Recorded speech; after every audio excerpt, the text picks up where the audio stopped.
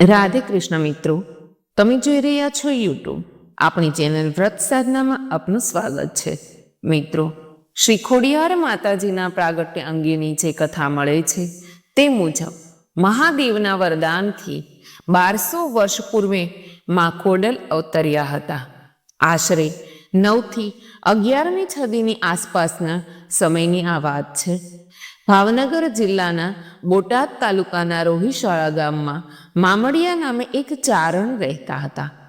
તેઓ વ્યવસાયે માલધારી હતા અને ભગવાન શિવના પરમ ઉપાસક હતા. તેમના પત્ની દેવળબા પણ ખૂબ જ માયાળુ અને ઈશ્વરની ભક્તિમાં લીન રહેવાવાળા હતા. તેઓ માલધારી હોવાથી ઘરે દૂધણાને લીધે લક્ષ્મીનો પાર ન હતો, પરંતુ ખોળાનું ખૂંદનાર ન હતો. તેનું દુઃખ દેવળબાને ચાલ્યા કરતું હતું. મામડિયા અને દેવળબા બંને ઉદાર, માયાળુ અને પરગજુ હતા. તેમના આંગણે આવેલો કોઈ દિવસ ખાલી હાથે કે ભૂખ્યા પેટે પાછો ન જાય, એવો આ ચારણ દંપતીનો વણલખ્યો નિયમ હતો. જો મિત્રો, આપને આ વિડીયો પસંદ આવે તો લાઈક કરજો, શેર કરજો. જો આપ આ ચેનલને પહેલી વાર જોઈ રહ્યા છો તો સબસ્ક્રાઈબ કરી લેજો અને બેલ આઇકોન પર ક્લિક કરવાનું ભૂલતા નહીં મિત્રો, એટલે આવનાર નવા વિડીયોની માહિતી આપ સુધી તુરંત પહોંચી શકે. ધન્યવાદ. તે સમયે ભાવનગર જિલ્લાના વલ્લભીપુરમાં શિલાદિત્ય નામનો રાજા રાજ કરતો હતો, જેને મામડિયા ચારણ સાથે ગાઢ મિત્રાચારી હતી. મામડિયા ચારણ ન આવે ત્યાં સુધી શિલાદિત્યને દરબારમાં જાણે કે કંઈક ખૂટતો હોય તેમ લાગતું. વલ્લભીપુરના રાજવે શિલાદિત્યના દરબારમાં કેટલાક ઈર્ષાળુ લોકો પણ હતા. તેમને રાજા અને મામડિયા વચ્ચેની મૈત્રી આંખમાં કણાની જેમ ખોચતી હતી. એક દિવસ રાજાના મનમાં બહુ ચાલાકીપૂર્વક એવું ઠસાવવામાં આવ્યું કે મામડિયો નિસંતાન છે. તેનું મોં જોવાથી અપશુકન થાય છે, જેથી ભવિષ્યમાં આપણું રાજ પણ ચાલ્યું જશે.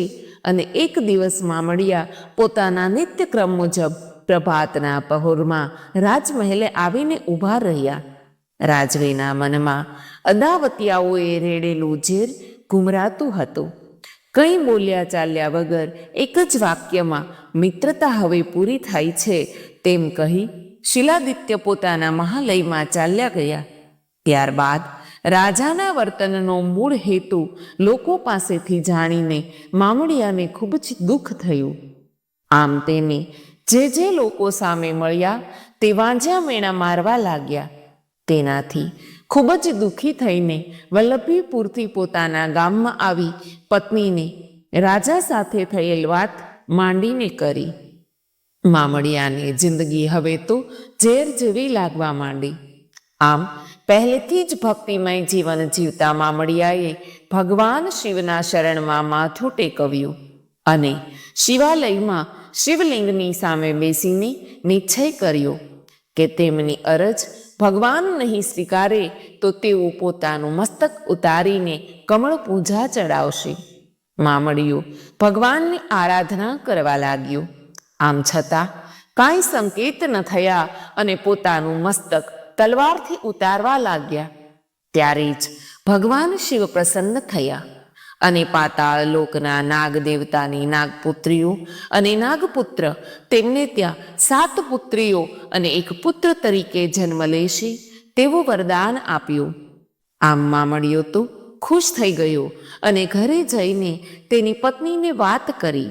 તેની પત્નીએ ભગવાન શિવના કહેવા મુજબ મહાસુદ આઠમના દિવસે 8 ખાલી પારણા રાખી દીધા, જેમાં 7 નાગણીઓ અને 1 નાગ આવી ગયા, જે તરત જ મનુષ્યના બાળ સ્વરૂપે પ્રગટ થયા. આમ મામડિયાને ત્યાં અવતરેલ કન્યાઓના નામ આવડ, જોગડ, તોગડ, બીજબાઈ, હોલબાઈ, સાંચાઈ, જાનબાઈ અને ભાઈ મેરખીઓ રાખવામાં આવ્યું. શક્તિ પૂજા ભારતીય સંસ્કૃતિનું પ્રાચીન અંગ છે. ભારત માં અંબાજી, સરસ્વતી, લક્ષ્મી, પાર્વતી, મહાકાળી, ખોડિયાર, હોલ માતાજી, બહુચર, ગાયત્રી, ચામુંડા, હિંગળાજ, ભવાની, ભુવનેશ્વરી, આશાપુરા, ગાત્રાડ, મેલડી, વિસત, કનકેશ્વરી, મોમાઈ, નાગબાઈ, હરસિદ્ધિ, મોઢેશ્વરી, બુટભવાની, ઉમિયા વગેરે જેવા દેવીઓનું લોકો શ્રદ્ધાપૂર્વક ભક્તિ પૂજન કરે છે. તેમાં માનવ દેહ રૂપે અવતરીને કાળક્રમે દેવી સ્વરૂપે જેમનું પૂજન થાય છે તેમાંના એક દેવી એટલે શ્રી ખોડિયાર માતાજી છે. ખોડિયાર માતાજી જ્ઞાતિએ ચારણ હતા.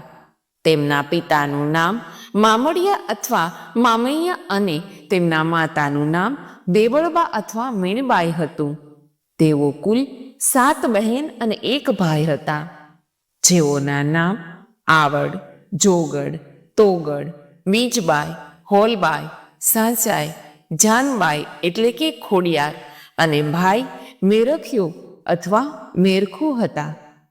તેમનો જન્મ આશરે 9મી થી 11મી સદીમાં મહાસુદ આઠમના દિવસે થયો હતો, જેથી તે દિવસે ખોડિયાર જયંતી ઉજવવામાં આવે છે.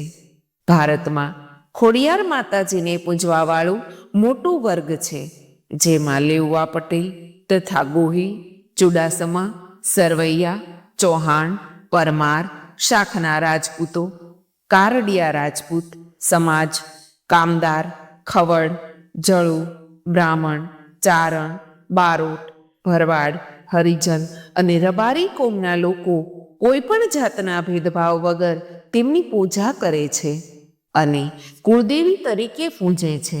જેમાં ચુડાસમા રાજપૂત ભાલ પ્રદેશમાં આવેલ ગોરાસુ ગામે ખોડિયાર માતાજીના મંદિરે બાધા આખડી છોડવા જાય છે. આ ઉપરાંત ગુજરાત રાજ્યમાં અલગ અલગ સ્થળોએ અન્ય ઘણા સ્થાનકો આવેલા છે. ગુજરાતમાં 1,40,00,000 લેઉવા પટેલની સંખ્યા છે. લેઉવા પટેલ સમાજમાં 16 કુળદેવી પૂજાય છે, પરંતુ 80% લેઉવા પટેલના કુળદેવી ખોડિયાર માતાજી છે. લેઉવા પટેલના સમાજના પરિવારોના કુળદેવી ગામે ગામ મંદિરો આવેલા છે. શ્રી ખોડિયાર માતાજીના મંદિરો ગુજરાત રાજ્યના સૌરાષ્ટ્રમાં મુખ્ય 3 છે, જે ધારી પાસે વડોદરા, વાંકાનેર પાસે માટેલ અને ભાવનગર પાસે રાજપરા ગામે આવેલા છે. તેમના આ સ્થાનકોએ પાણીના ધરાઓ આવેલા છે. આ ઉપરાંત પ્રાચીન વાવોમાં, ડુંગરોમાં, નદી કિનારે પણ ખોડિયાર માતાજીના સ્થાનકો જોવા મળે છે. તેમજ ગુજરાતના રાજકોટ જિલ્લામાં સરદાર ગામ પાસેના ભાડલા ગામે ખોડિયાર માતાજી તેમજ તેમના 6 બહેનો અને ભાઈ મેરખિયાનું મંદિર આવેલું છે.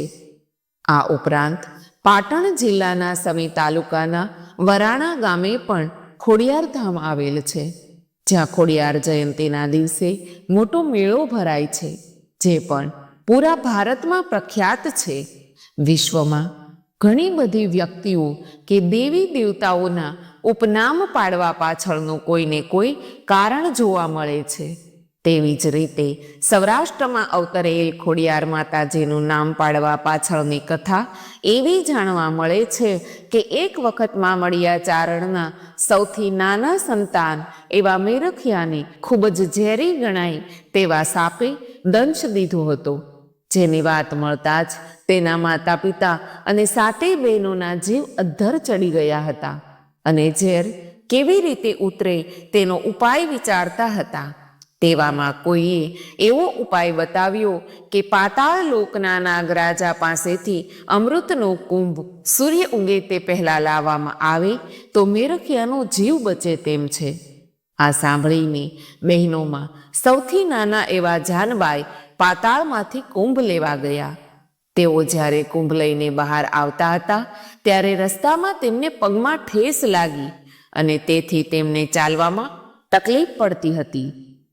આવું બન્યું ત્યારે તેના ભાઈ પાસે રહેલ બહેનને એવો સંકેત થયો કે આ જાનબાઈ ખોડી તો નથી થઈ ને.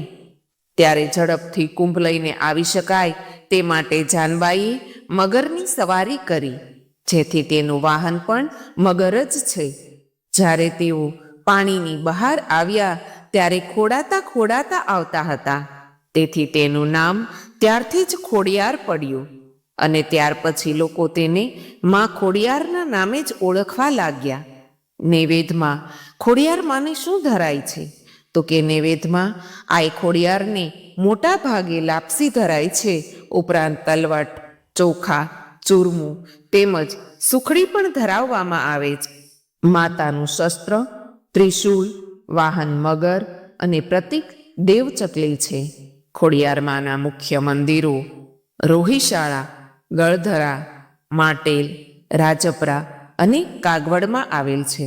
મિત્રો, જો આપને આ વિડીયો પસંદ આવ્યો હોય તો લાઈક કરજો, શેર કરજો. જો આપ આ ચેનલને પહેલીવાર જોઈ રહ્યા છો તો સબસ્ક્રાઈબ કરી લેજો અને બેલ આઇકોન પર ક્લિક કરવાનું ભૂલતા નહીં મિત્રો, એટલે આવનાર નવા વિડીયોની માહિતી આપ સુધી તુરંત પહોંચી શકે. ધન્યવાદ.